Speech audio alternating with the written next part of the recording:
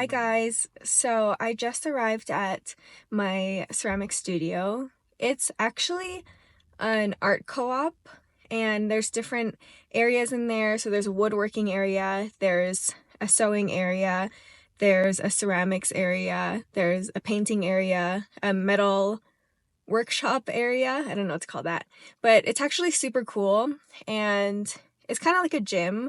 You pay $50 a month and I can use unlimited amount of clay. They provide everything: clay, paint, all the tools, the ceramics wheels, and they fire all of your pieces for you. It's actually, I don't know why I'm so out of breath right now.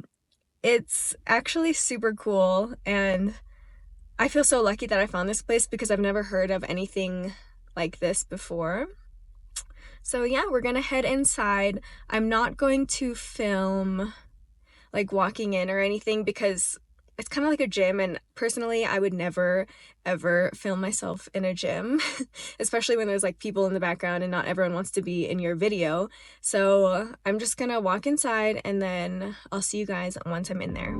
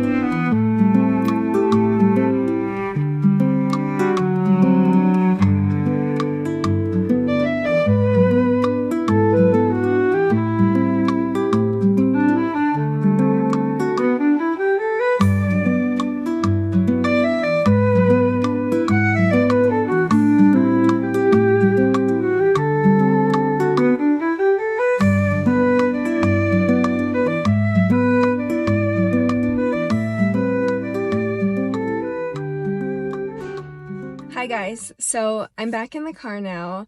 I just quickly painted my pieces that I already made, and then I think I'm gonna go again tomorrow to make some new pieces, which is really exciting.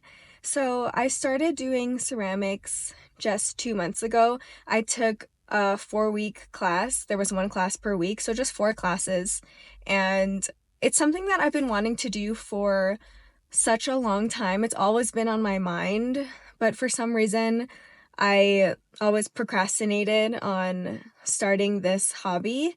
I think that when it comes to starting something new, many of us have this little voice in the back of our heads that worries. For example, this could look like thoughts similar to, what if it's really hard? What if I'm not good at it?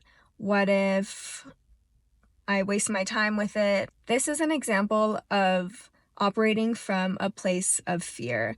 I've been really focusing on operating from a place of curiosity rather from fear. I've been conditioning my brain to think like, oh, if I do this, I wonder what cool things could come out of doing that, instead of thinking, oh, if I do this, what if it doesn't go the way as I planned? What if I'm not good at it? When you approach life from a place of curiosity, you will fail a lot and you will create a lot of ugly, wonky things. But you will also create very, very cool things that you probably wouldn't have made if you were so careful and so worried and just operating from a place of fear and just so scared of what the outcome will be. Recently, I've been trying to be very mindful of my thought patterns and just the way that I naturally think about things. And I realized that for a lot of my life, I've operated from a place of fear.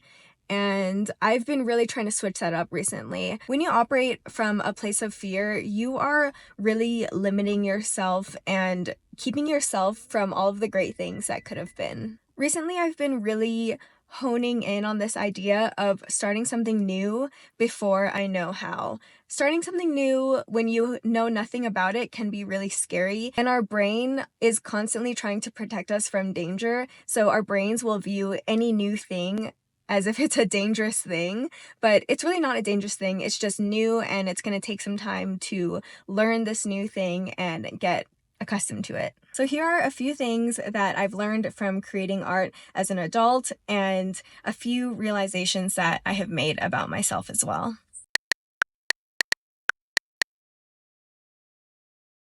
So on the very first day of my ceramics class, the first thing my teacher taught us was to detach. She said that rule number one is to detach from the piece that we're making, because 1 second it could be a bowl, and the next second you're like, oh shit, it's a plate, and then the next second it can be a flattened pancake that's totally ruined. So she said that we need to detach from our pieces, do not get attached to them, and just know that they can disappear at any second. Even if you think that you're in the clear and your piece goes in the oven, it could literally explode in the oven. So rule number one, detach. This is such a valuable life lesson. I've come to the realization that when you detach from things, it makes the process so much more enjoyable, because you know that any second, whatever this thing is, it could be gone. So you just need to enjoy it in this moment and just go with the flow. The next thing I've realized from creating art as an adult is that I have been so conditioned to copy other people. My first instinct when making something in my ceramics class was to copy the people next to me and copy my teacher. This is something I'm really trying to work on. I'm trying to create my own pieces, do my own thing, stop looking at the people around me and what they're doing. I think that a lot of people have been conditioned to copy everyone around them, especially with social media. You know how everyone has the same shoes, the same Adidas Sambas, the same New Balances, the same Aloe sweatpants. Everyone uses the same TikTok songs. After a while, this gets really, really boring. When I was spending a lot of time on social media, I realized that I had no idea what I actually liked and like what my style actually was, because I was constantly just copying everyone around me like a little sheep. This inclination to copy has carried with me, and I realized that from creating art. I truly 100% believe that once you stop caring what other people think of you, you are free. That, in my eyes, is true freedom. Creating art as an adult has made me realize that I still care so deeply what other people think of me, and I'm working really hard to undo this. I know that it's common for people to care what other people think, especially the younger people, the middle school, high school, college. In middle school and high school, I was so paranoid about my jeans stretching out. You know, like at the knees, when you sit throughout the day, your pants get stretched out when you wear jeans. So on the way to school, I would literally be sitting in the back seat and I would have my pants pulled down by my ankles so that they wouldn't get stretched out, so that when I showed up to school, my pants were nice and tight around my knees.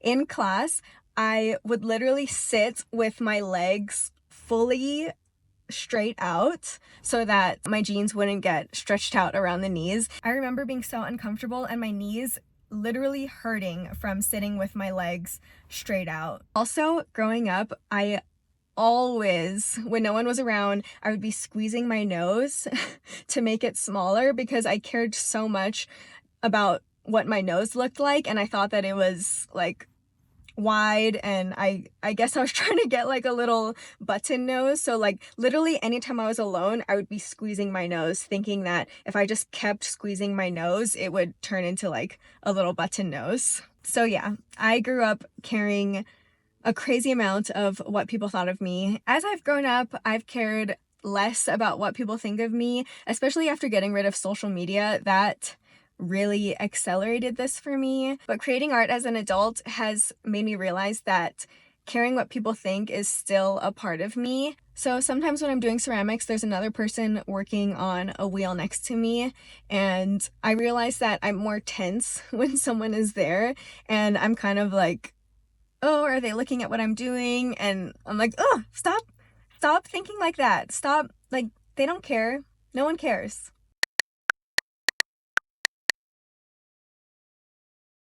Creating art as an adult has been such an amazing thing for me and my mental health, and just having a creative outlet, it feels so good and it gives me so much energy, and I feel like everyone needs a creative outlet. I feel like once people become adults, they get very serious. They stop doing things that stretch their mind. Before, a couple months ago, I did not have a creative outlet. I do not remember the last time I've had a creative outlet. It has been years and years.